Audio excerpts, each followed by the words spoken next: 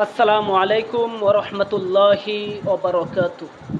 সম্মানিত দর্শক, আলোর পথে টিভি চ্যানেলের পক্ষ থেকে আপনাদেরকে জানাই শুভেচ্ছা ও অভিনন্দন। আমি আপনাদের সাথে আছি মোহাম্মদ উসমান গনি সেলিম।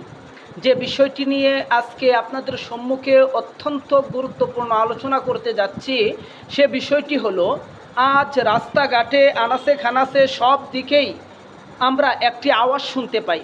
সে আওয়াজটি হলো বাংলাদেশ খেলাফত মজলিস জিন্দাবাদ।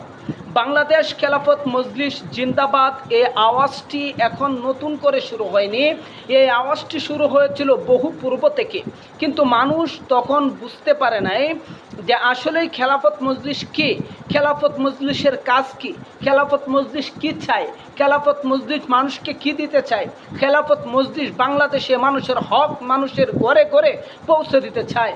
এটা মানুষ বুঝতে পারেনি।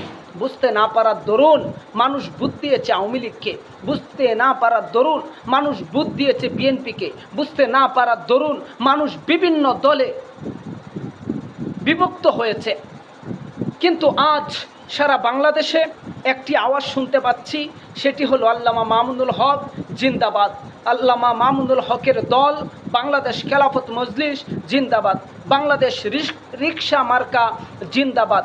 রিকশা মার্কার বিজয় ইনশাআল্লাহ কেউ ঠেকাতে পারবে না। যেভাবে আল্লামা মামুনুল হক সাহেবের দল বাংলাদেশে এগুচ্ছে, আশা করি ইনশাল্লাহ অল্প দিনের ভিতরেই প্রত্যেকটা ওয়ার্ডের ভিতরে, প্রত্যেকটা ইউনিয়নের ভিতরে, প্রত্যেকটা থানার ভিতরে, প্রত্যেকটি জেলার ভিতরে, বাংলাদেশের 64টি জেলার ভিতরে অন্য সমস্ত দলের লোক যেমন থাকবে, মামুনুল হক বাংলাদেশ খেলাফত মজলিসের কর্মী তার চেয়ে বেশি থাকবে।